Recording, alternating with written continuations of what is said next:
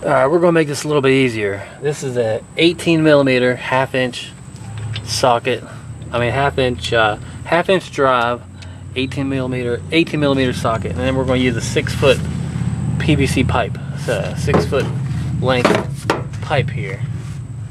As you can see, it's a long pipe. So we're going to, alright, get down here, find that pinch bolt, which is currently, there it is.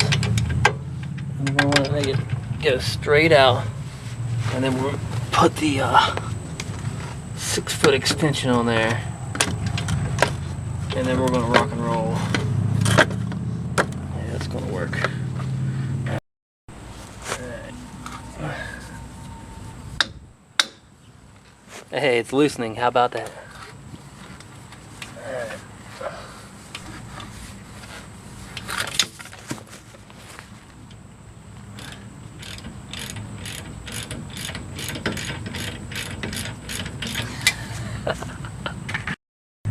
Alright, we took that out. 18 millimeter. Now